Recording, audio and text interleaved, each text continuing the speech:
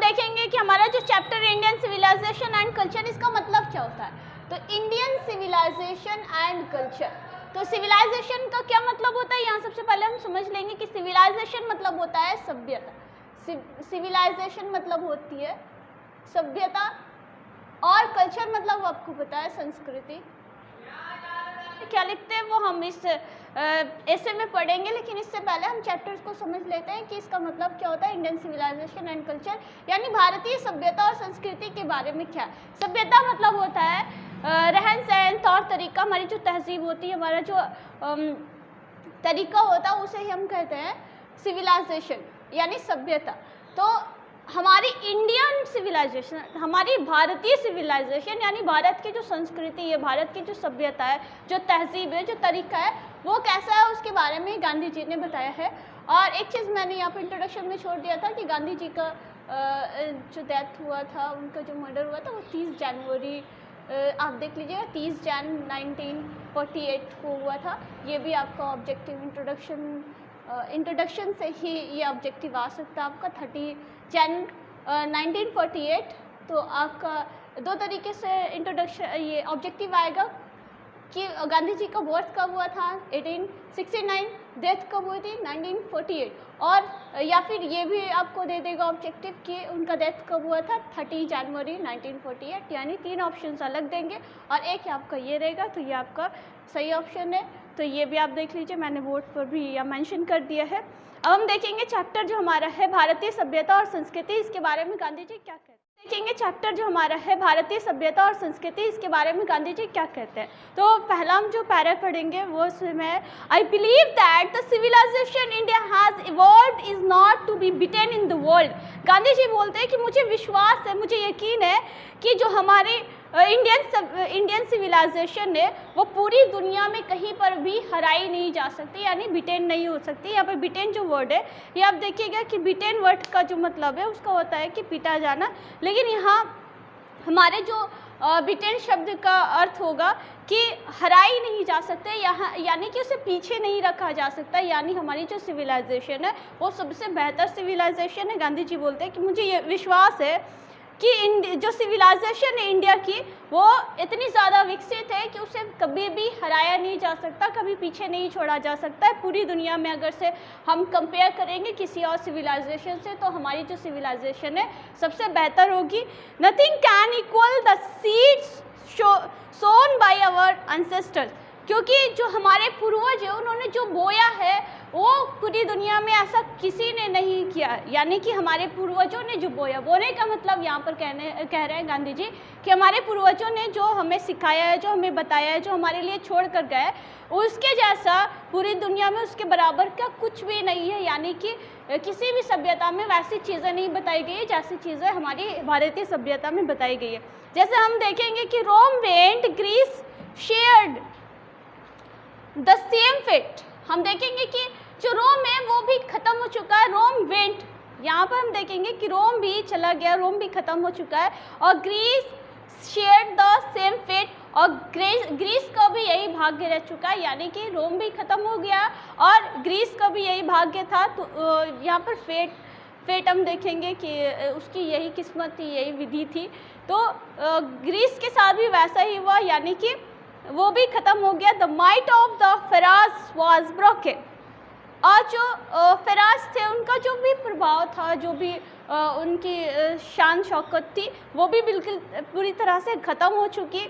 Japan has become westernised, और Japan भी हम देखेंगे कि वो पूरी तरह से वेस्टर्नाइज्ड हो चुका है, पूरी तरह से पश्चिमीकरण हो गया है उसका। Of China nothing can be said but India is still, और चाइना के बारे में तो कुछ कह ही नहीं सकते क्योंकि वो भी पूरी तरह से वेस्टर्नाइज्ड हो चुका है, यानी कि उसने भी अपनी पूरी जो सिविलाइजेशन थी, जो सभ्यता थी, उसको कहीं पीछे छोड़ दिया है और खुद को किसी और सभ्यता में वेस्टर्नाइज्ड होकर किसी और सभ्यता को शामिल कर लिया है अपने देश में। तो यहाँ हम देखेंगे कि रोम भी ख़त्म हो गया है, ग्रीस भी ख़त्म हो गया है, फेराज भी पूरी तरह से ख़त्म हो गया है। जो हमारे फेराज मतलब मिस्र की जो सभ्यता थी, फ़िरौन वाली सभ्यता, तो वो भी उनकी भी जो शान शौकत थी, जो भी प्रभाव था उनका, सब कुछ ख़त्म हो गया और जापान पूरी तरह से वेस्टर्नाइज्ड हो गया, यानी उसका पश्चिमीकरण हो गया। चाइना के बारे में कुछ कहा ही नहीं जा सकता, उसने भी दूसरी ही सभ्यता को अडॉप्ट कर लिया है। लेकिन हम यहाँ अगर बात करेंगे इंडिया की, तो इंडिया अभी भी वही है जैसा पहले था, यानी कि इंडिया वैसा ही है जैसा हम पहले देखते थे। somehow or rather sound at the foundation, यानी कि क्यों ऐसा है, क्योंकि हमारी जो नींव है, जो हमारी सिविलाइजेशन की, जो हमारी संस्कृति की नींव हमारे पूर्वजों ने रखी है, वो अभी तक हिली नहीं है, वो एक जगह पर टिकी हुई है। उसकी जो नींव है, हमारी जो सभ्यता की नींव है, वो पूरी तरह से मजबूत नींव है, इसीलिए हमारी जो सिविलाइजेशन है वो अडिग है, कहीं हिली नहीं है। The people of Europe learn their lessons from the writing of the men of Greece or Rome which exist no longer in their former glory। अब हम देखेंगे यूरोप की बात अगर करते हैं तो यूरोप को हम देखेंगे कि वो रोम और ग्रीस से ही सबक सीख रहे हैं। वो जो रोम है, जो ग्रीस, उनकी सभ्यता पूरी तरह से ख़त्म हो चुकी है, उसकी सभ्यता से वो सीखने की कोशिश कर रहे हैं और ये कोशिश कर रहे हैं कि उन्होंने जो गलती की थी, जिसकी वजह से रोम और ग्रीस की सभ्यता ख़त्म हो गई, वो गलती हम नहीं दोहराए। यानी कि इतनी ज़्यादा उनकी कंडीशन ख़राब है कि वो दूसरी की सभ्यताओं से सीख रही है, यानी यूरोप के पास भी अपनी कोई भी सभ्यता नहीं है। यूरोप की जो कंडीशन है वो ऐसी है कि वो ग्रीस और रोम की सभ्यताओं से सीखने की कोशिश कर रहा है और बोल रहा है कि हम जो कोशिश करेंगे कि जो ग्रीस और रोम ने जो गलतियां की थी, उस गलती को नज़रअंदाज कर दे, उस गलती को हटा दे, ताकि हम सभ्यता ही नहीं है। यूरोप जो है वो ग्रीस और रोम की सभ्यताओं से सीखने की कोशिश कर रहा है। वो सभ्यता, रोम और ग्रीस, वो सभ्यता है जो अब मौजूद ही नहीं है, यानी कि उसका कोई अस्तित्व ही नहीं है। उस सभ्यता से यूरोप सीखने की कोशिश कर रहा है, यानी कि यूरोप की भी अपनी कोई सभ्यता नहीं। In trying to learn from them the Europeans imagine that they will avoid the mistakes of Greece and Rome, such is their pitiable condition. और ये सब, इन सब में क्या है, यूरोप समझ रहा है, यूरोप जो इमेजिन कर रहा है, वो सोच रहा है कि मैं उस मिस्टेक को नज़रअंदाज कर दूंगा, उस मिस्टेक को सुधार दूंगा, उस मिस्टेक को करूंगा ही नहीं जिसकी वजह से रोम और ग्रीस ख़त्म हुए। यानी कि रोम और ग्रीस ने जो मिस्टेक्स किए, जो गलतियाँ की है, उन गलतियों को मैं नहीं करूँगा, तो मेरी जो सभ्यता है वो आगे जाएगी और मेरी जो सभ्यता है वो पूरी तरह से नष्ट नहीं होगी। यानी कि कितनी दयनीय स्थिति, यानी यहाँ हम पिटेबल कंडीशन देखेंगे तो यहाँ पिटेबल जो वर्ड आया है उसका मतलब होता है बिल्कुल ख़राब, यानी दयनीय स्थिति होना। तो यहाँ गांधी जी बोलते हैं कि यूरोप की अपनी कोई सिविलाइजेशन नहीं है, वो ग्रीस और रोम की सिविलाइजेशन से सीखना चाहता है, यानी कि कितनी दयनीय स्थिति है उनकी।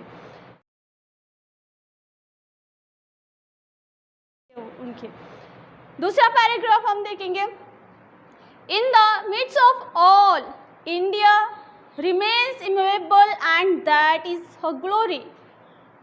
यहाँ देखेंगे कि इन सब के बीच में, मिड्स मतलब होता है कि बीच में, तो इन सब के बीच में देखेंगे, जहाँ किसके बीच में कि ग्रीस की सभ्यता, रोम की सभ्यता ख़त्म हो गई है, फ़रास जो वो ख़त्म हो गया है, और यहाँ देखेंगे कि जापान जो है वो वेस्टर्नाइज्ड हो चुका है, चाइना का कुछ नहीं कहा जा सकता, यूरोप भी दूसरों की सभ्यताओं को ही सीखने की कोशिश कर रहा है। इन सब के बीच में हम देखेंगे कि हमारी जो सिविलाइजेशन है, यानी इंडियन सिविलाइजेशन जो है वो अभी भी अपनी जगह से हिली नहीं है, मूवेबल नहीं है, बिल्कुल भी कहीं से हिली डुली नहीं है, यानी जैसे पहले थी वैसे ही अभी भी बनी हुई है। और यही इसकी ग्लोरी, यही इसकी शान है कि वो उसमें कोई भी चेंजिंग नहीं आई, कोई भी बदलाव नहीं आई, या फिर दूसरे सिविलाइजेशन को हमने अडॉप्ट करके उसमें मर्ज नहीं कर दिया है, या किसी तरह से अपनी सिविलाइजेशन को आँच नहीं आने दिया है। यही हमारी सिविलाइजेशन की शान है। It is a charge against India that the people are so uncivilized, ignorant and stolid। और गांधी जी बोलते हैं कि ये भारतीयों के ऊपर, भारत के ऊपर चार्ज है कि लोग कहते हैं कि यहाँ के जो लोग होते हैं, यानी भारतीय जो होते हैं, वो अनसिविलाइज्ड है, इग्नोरेंट एंड स्टॉलिड है। यहाँ हम देखेंगे अनसिविलाइज्ड है, यानी कि हम असभ्य। सिविलाइज्ड मतलब वो है सभ्यता, सभ्य और अनसिविलाइज्ड मतलब हो गया है असभ्य। तो यहाँ गांधी जी कहना चाहते हैं कि लोग हम पर इल्ज़ाम लगाते हैं, दूसरे देश वाले हम पर इल्ज़ाम लगाते हैं कि यहाँ के लोग यानी इंडियन जो है वो अनसिविलाइज्ड है, असभ्य है, इग्नोरेंट है और स्टोलिड है। यानी कि यहाँ के लोग अकड़ू होते हैं, किसी की बात नहीं सुनते हैं और अपनी बातों पे अडिग रहते हैं। यानी कि इनको समझाना बहुत मुश्किल है, यानी इनको आसानी से समझाया नहीं जा सकता है। That it is not possible to induce them to adopt any changes. लोग कहते हैं, गांधी जी कहते हैं कि लोग यही कहते हैं कि यहाँ के लोग असभ्य हैं, बहुत अकड़ू है, समझने वाले नहीं है, समझदार नहीं होते और इनको समझाना बहुत मुश्किल है। इनको मनाना कि दूसरी सभ्यता को ये अडॉप्ट कर ले, इसके लिए मनाना ये पॉसिबल ही नहीं है, बहुत मुश्किल है। यहाँ ये बोलते हैं अडॉप्ट एनी चेंजेस, यानी कि ये दूसरे अपनी सिविलाइजेशन में किसी भी तरह के चेंजेस को अडॉप्ट नहीं कर सकते हैं। इसके लिए ये पॉसिबल ही नहीं कि उनको इसलिए मनाया जा सके, इंड्यूस किया जा सके। It is a charge rally against our merit, और ये हमारी अच्छाइयों पर, ये हमारे गुणों पर चार्ज है, यानी कि हम पर इल्ज़ाम है। चार्ज का यूज़ यहाँ पर गांधी जी ने इल्ज़ाम के लिए कहा है, आरोप के लिए लगाया हुआ है। यहाँ पर आपकी जो कंटेंट, जो आपका ऐसे है इंडियन सिविलाइजेशन एंड कल्चर, यहाँ पर जो चार्ज वर्ड आया हुआ है उसका मतलब होगा आरोप। तो गांधी जी बोलते हैं ये हमारे गुणों पे आरोप है कि हम अनसिविलाइज्ड हैं, हम अकड़ू हैं, हम अडिग हैं, हमको समझाया नहीं जा सकता, ये हमारे लिए हमारे गुणों पर आरोप है। But we have tested and found true on the anvil of experience. हम देखिए, गांधी जी बोल रहे हैं कि हम अकड़ो नहीं, हम अनसिविलाइज्ड नहीं, लेकिन हम जो है टेस्ट करते हैं, पहले चीज़ों को एक्सपीरियंस करते हैं, पहले चीज़ों को देखते हैं, उसके बाद जो हमें सही लगता है उसको अडॉप्ट करते हैं, जो हमें सही नहीं लगता है तो उसे हम अडॉप्ट नहीं करते हैं। यानी ये तो समझदारों वाली बात हो गई, यानी हम भारतीय समझदार होते हैं लेकिन लोगों को लगता है कि हम अनसिविलाइज्ड है, तो उनकी मर्जी भाई। हम तो यहाँ देखते हैं, गांधी जी बोलते हैं कि हम जो चीज़ें एक्सपीरियंस करते हैं, जो हम चीज़ें देखते हैं उसको टेस्ट करते हैं, उसके बारे में जानते हैं और जानने के बाद हमको लगता है कि ये हमारे लिए सही है तो हम बिल्कुल उसे अडॉप्ट करते हैं। लेकिन अगर हमको लगता है ये हमारे लिए सही नहीं है, ये हमारे लिए ठीक नहीं है, तो हम उसको वहाँ पर अडॉप्ट नहीं करते, उसको जाने देते हैं, भाई जाओ तुम दफ़ा हो जाओ। आगे हम देखेंगे वी डेयर नॉट चेंज, और हम लोग देखेंगे कि हम इस तरह से कि जो चेंजेस है, जो हमारे लिए अच्छी नहीं होती है, जो हमारे लिए ख़राब होती है, जो हमारे लिए बहुत सारे खतरों को लाती है, तो हम उसका साहस नहीं रखते, भाई हम इसके लिए चेंज नहीं होंगे क्योंकि हमारे लिए सही नहीं है। फ़ायदे का सौदा करते हैं, नुकसान थोड़ी ना करेंगे। Many thirsted advice upon India and she remains steady। बहुत सारे देशों ने, बहुत सारे लोगों ने भारत के ऊपर अपनी एडवाइस थोपने की कोशिश की ना, थर्स्ट यानी खुद अपनी एडवाइस को यहाँ लादने की कोशिश कर दी, थोपने की कोशिश कर दी कि भाई ऐसा करना चाहिए इंडिया को, तभी जा कर के इंडिया डेवलप करेगा, इंडिया का विकास होगा। लेकिन ये हम सबकी बात नहीं सुनते एंड शी रिमेन स्टडी। और यहाँ देखिए कि हमने बहुत सारी एडवाइस नहीं सुनी है, बहुत सारे लोगों की एडवाइस सुनते तो इंडिया भी चेंज हो जाता, कभी किसी सभ्यता को अडॉप्ट करके, कभी किसी सभ्यता को अडॉप्ट करके।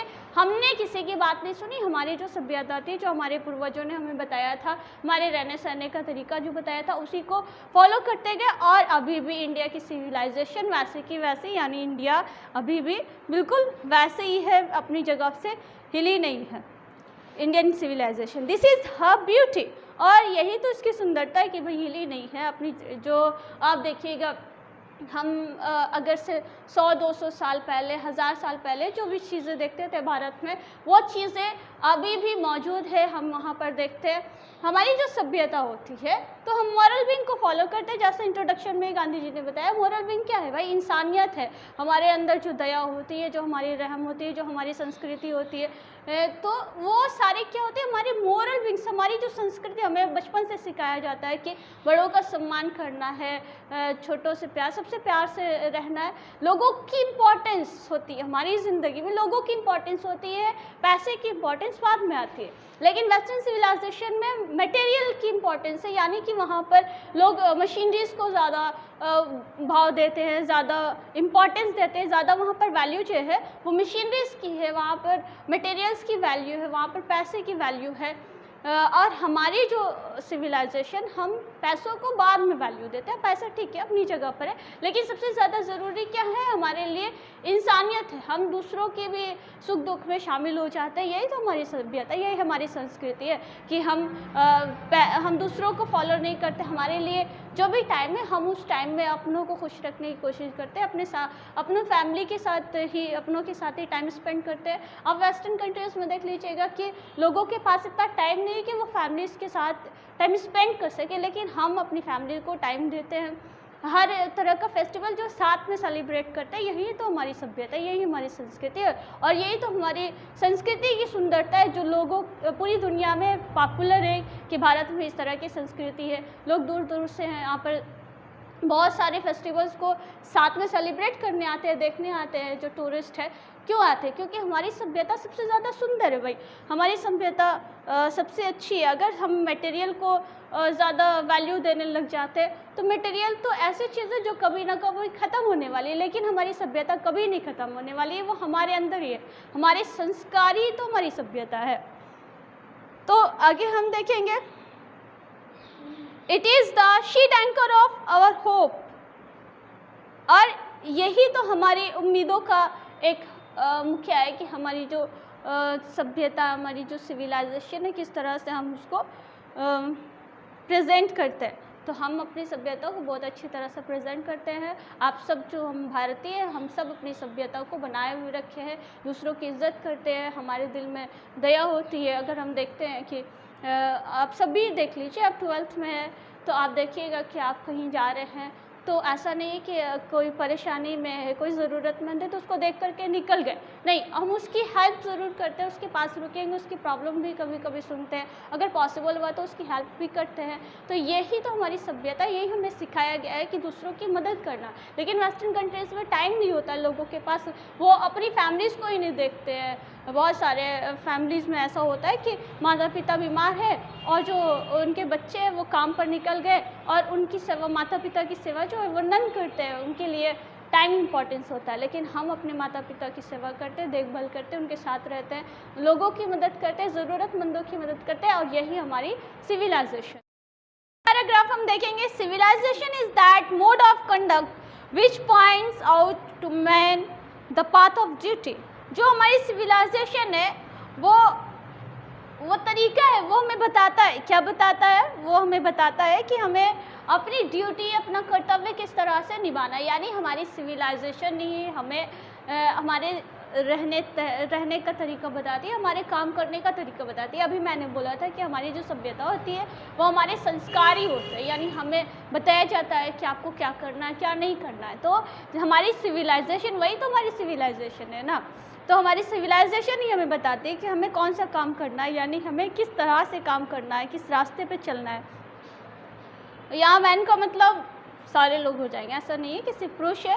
यहाँ मैन का मतलब हो जाएगा पुरुष और महिला दोनों, यानी सारे लोगों के काम करने का तरीका बताती है। Performance of duty and observance of morality are convertible terms. यहाँ देखेंगे हम कि इस रास्ते पे चलकर, यानी कि जो हमारे पाथ ऑफ ड्यूटी है, जो हमारे सिविलाइजेशन है, उस पर चल कर के जो हम कर्तव्य निभाते हैं, जो हम नैतिकता को पाते हैं ना, observance of morality are convertible terms, ये दोनों तो एक ही है। गांधी जी कहते हैं कि अगर हम अपने कर्तव्य को निभाते हैं, यानी कि हम नैतिकवाद है, हम अपनी ड्यूटी कर रहे हैं, अगर हम संस्कारी हैं, हम संस्कार को फॉलो कर रहे हैं, कि जो हमारे हम जो अपना कर्तव्य निभाते हैं, जो हमारे जो फ़र्ज़ है, जो हमारा जो काम है दूसरों के प्रति या किसी भी तरह का जो हमारे जो संस्कार बताते हैं, उस काम को करके या फिर हम नैतिकता को भी निभा करके वो सारी चीज़ें वो हमारी संस्कृति के अंदर या हमारी सिविलाइजेशन के अंदर आती है। तो हम चाहे नैतिकवाद हो या फिर हम अपनी ड्यूटी कर रहे हैं, उस सब वो भी तो नैतिक ही है, हमारी सिविलाइजेशन जो हमें बता रही है तो हमारी नैतिक है। तो गांधी जी कहते हैं ये कन्वर्टिबल टर्म्स है, यानी कि एक सिक्के के दो पहलू ही है।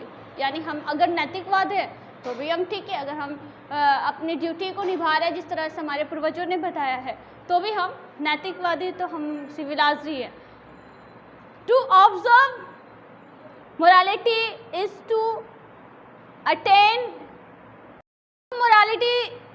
To attain mastery over our minds and our passion. Gandhi ji बोलते हैं कि ये अगर हम नैतिकवाद को फॉलो कर लेते हैं, नैतिकवाद को ऑब्जर्व कर लेते हैं, तो हम क्या करेंगे, हम अपने माइंड पर, हमारी माइंड का यहाँ पर कहने का मतलब गांधी जी का कि माइंड हमारी इच्छाओं पर है ना, तो हम अपनी इच्छाओं पर या फिर जो हमारे पैशन है, पैशन यहाँ पर हो जाएगा कि हमें किसी चीज़ की अगर लत लग जाती है, जैसे कि जुआ, शराब, इस तरह की कोई गंदी लत लग जाती है, तो उस पर हम काबू कर सकते हैं अगर हम मोरल बिंग अपनाते। जो अगर हमारी जो नैतिकता वो हमें क्या बताती है, हमें बताती है कि हम अपनी इच्छाओं पे किस तरह से कंट्रोल कर सकते हैं, या फिर हम अगर हमारी जो पैशन से जो अगर हम गलत राह पे चल रहे हैं तो उस पर भी कंट्रोल करने का तरीका बताती है। अगर हम नैतिकवाद है तो भाई अच्छे, नैतिकवाद मतलब क्या है, अच्छा इंसान जो किसी भी बुराई से दूर रहता है। तो अगर हम नैतिकवाद हो गए हैं, अगर हम मोरालिटी को अपना रहे हैं तो हम क्या करेंगे, हम अपनी इच्छाओं पे भी कंट्रोल रख सकते हैं। और हम अगर किसी रास्ते पे भटक रहे हैं, किसी गलत रास्ते पे जा रहे हैं तो नहीं, अब नहीं जाना है, मतलब हम वहाँ से वापस लौट आते हैं, तो हम समझ लीजिए कि आप नैतिक पर्सन है, आप नैतिकवाद को फॉलो कर रहे हैं। So doing we know ourselves, और इस तरह से हम अगर नैतिकवाद को फॉलो करते हैं, किसी बुराई से पीछे हट जाते हैं, अपने माइंड को यानी अपनी इच्छाओं को कंट्रोल कर देते हैं, तो हम अपने आप को ही पहचान जाते हैं कि हम क्या है, हम सही है या गलत है, हमको पता चल जाता है। The Gujarati equivalent for civilisation means good conduct. जो गांधी जी हैं वो गुजराती थे, तो उन्होंने यहाँ पर बताया हुआ है गुजरातियों के बारे में कि गुजराती जो होते हैं वो इक्विवेलेंट होते हैं for civilisation means good conduct. अगर हम सिविलाइजेशन का मतलब देखें गुजरातियों से, अगर हम सिविलाइजेशन का मतलब देखते हैं गुजराती के लिए क्या होती है, तो गुजरातियों के लिए होती है गुड कंडक्ट, यानी कि अच्छे आचरण। तो इंडियन सिविलाइजेशन हमको वही बताती है, यानी वहाँ पर मेंशन सिर्फ कर दिया है गुजराती। गांधी जी के कहने का मतलब था कि पूरे भारतीय। तो यहाँ पर हम देखेंगे कि हम भारतीयों के लिए सिविलाइजेशन का क्या मतलब होता है, गुड कंडक्ट होता है। ये आपका लाइन ऑब्जेक्टिव का आता है, द गुजराती इक्विवेलेंट और सिविलाइजेशन मीन्स आपका आंसर हो जाएगा गुड कंडक्ट। तो जो गुजराती के लिए सिविलाइजेशन का मतलब क्या होता है, अच्छे आचरण, यानी अच्छा तौर तरीका, अच्छा व्यवहार होता है। तो ये हम देखेंगे कि सिविलाइजेशन मीन्स जो हमारी भारतीय सिविलाइजेशन वो हमें अच्छा व्यवहार करना, अच्छे से लोगों के साथ पेश आना सिखाती है। फोर्थ पैराग्राफ में हम देखेंगे